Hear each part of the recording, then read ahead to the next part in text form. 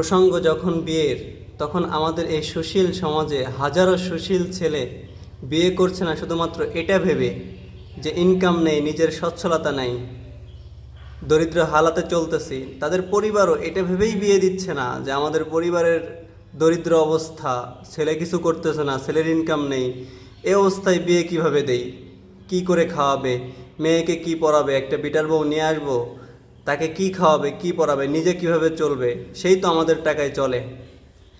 অথচ হাজারো যুবক ছেলে মেয়ের বিয়ের বয়স পেরিয়ে যাচ্ছে শুধুমাত্র এটা ভাবার কারণেই তাদেরকে বিয়ে দিচ্ছে না বা তারা বিয়ে করতেছে না যে তাদের সচ্ছলতা নেই, দরিদ্র হালাতে চলতেছে, ইনকাম নেই, ইনকাম করে না। এই কারণেই হাজারো যুবক গুনাহে লিপ্ত হচ্ছে, তাদের পরিবার তাদেরকে বিয়ে দিচ্ছে না, তারা বিয়ে করতে চাইলেও তাদেরকে বাধা দিচ্ছে, একটাই কারণ, পরিবারের সচ্ছলতা নাই। কিন্তু আল্লাহ পাক রব্বুল আলামিন সূরা নূরের ৩২ নম্বর আয়াতে বলতেছেন যে তোমরা যদি চরিত্র রক্ষার জন্য বিয়ে করো, তাহলে আমি আল্লাহ পাক রব্বুল আলামিন তোমাদেরকে সচ্ছলতা দান করব, ওই পরিবারের সচ্ছলতা দান করবে। কিন্তু আমরা আল্লাহ পাক রব্বুল আলামিনের উপর কতটা ঈমান এনেছি, আমরা মুসলিম বলে আবার দাবি করি।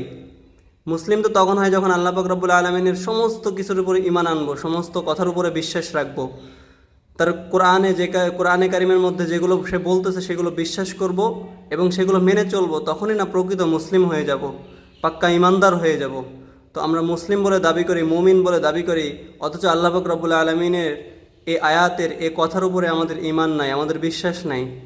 যদি বিশ্বাস থাকতো তাহলে আমরা ছেলেরা, যুবকেরা বিয়ে শাদী করে নিতাম, টাকা পয়সার চিন্তা করতাম না, আমরা ইনকামের চিন্তা করতাম না, বা আমাদের পরিবারও এটা ভাবতো না যে ছেলের বিয়ে দিলে কি করে খাওয়াবে বা কি করবে, পরিবারের অবস্থা এমন খারাপ, দরিদ্রতায় চলতেছে, তো একটা ছেলের বউ নিয়ে আসলেও কি করে খাবে বা কি করে খেতে দিব, বা এত অভাবের ভিতরে কিভাবে চালাবে, কিভাবে চলবো, এই রকম মনোভাব নিয়েই তারা ছেলেকে বিবাহ দিচ্ছে না বা মেয়েকে বিবাহ দিচ্ছে না।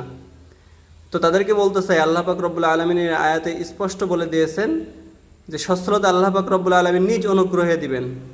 এজন্য বিবাহের জন্য যারা উপযুক্ত বয়স্ক হয়ে গেছে যুবক ভাইয়েরা, তারা বিয়ে করে নেওয়া এবং পরিবারও তাদেরকে বিয়ে দিয়ে দেওয়া। আল্লাহ পাক রব্বুল আলামিনের প্রতি যদি ঈমান থাকে, তার কথার উপরে যদি বিশ্বাস থাকে, আল্লাহ পাক রব্বুল আলামিন বুঝার তৌফিক দান করুক।